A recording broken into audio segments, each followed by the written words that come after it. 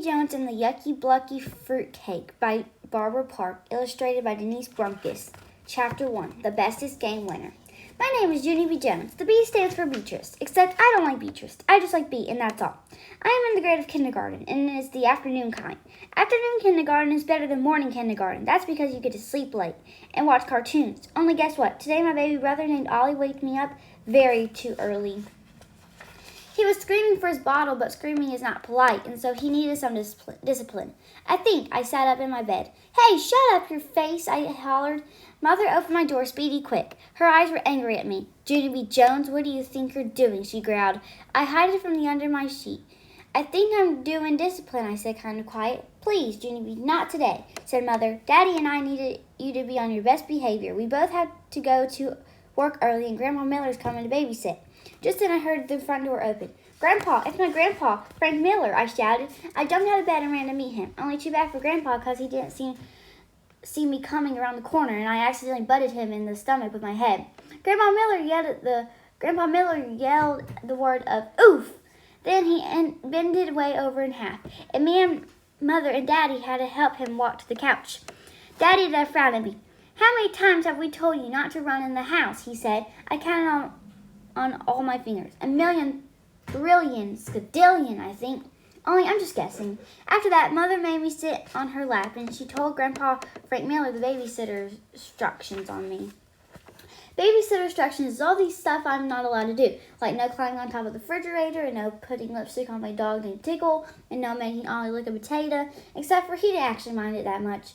And after the babysitter instructions, Mother and Daddy kissed me goodbye.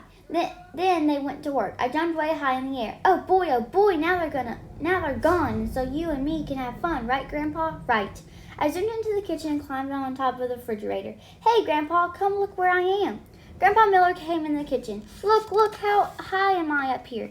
Now I can be the king, and this can be my phone. And you're my servant, name's Pinky, and you have to fetch me stuff. And also I get to hit you on the head with my sword. Grandpa Miller lifted me off the refrigerator. He put me back on the floor. "Yeah, only I didn't give you permission to do that, Pinky," I said. "Sorry, little girl, but you heard the rules," said Grandpa. "And anyhow, I have to finish feeding Ollie his breakfast bottle." He went back into the living room. "Hey, Grandpa, you just gave me a very great idea, because I think I'll eat my breakfast too. Only I can fix mine all by myself." I hurried up and got out the ingredients. Ingredients is the stuff you mix together, like the bowl and the spoon and the cereal and the milk, except for the milk carton was too heavy for me, and so I just got the orange juice. Instead, I put my bowl out of cereal on the floor. Then I poured orange juice to the tippy top of it. I took a giant bite. "Yum," I said. "This is the most delicious breakfast I ever ate. Except for it doesn't actually taste that good." Just then, Grandpa Miller came in the kitchen. He said, "No eating on the floor." "Yeah, but I don't like to sit in my big kitchen chair," I said, "because I'm not tall enough to reach the table. And so Mother makes me sit on a telephone book. Only that thing hurts my behind." My grandpa looked at my bowl. "What in the world are you eating?" he asked. "I'm eating cereal and orange juice," I told him. "It is very delicious, except for it is going to make me puke, I think." Then Grandpa Frank Miller opened the refrigerator so I could find me a better kind of cereal. "How about some fruit?" he said. "Yeah," I shouted. "Yeah, for fruit, because fruit is the bestest thing I love." I folded my hands very polite. "I would like some bananas and some peaches and some strawberries, please." And so Grandpa sliced all those fruits into the bowl, and he let me eat them in the living room in front of TV.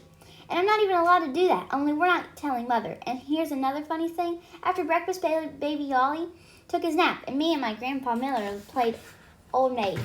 And I won him 5 whole times in a row. That's because I kept on putting the Old Maid way higher than the rest of my cards, and he kept on picking it. Grandpa Frank Miller is a sucker, I think. Me and him play lots more games, too.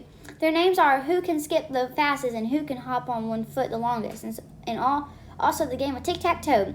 And guess what? I win all those games, too. I'm the bestest game winner in the whole world, I said. Then I ran to my room to get ready for kindergarten. First, I put on my favorite pants with polka dotties on them.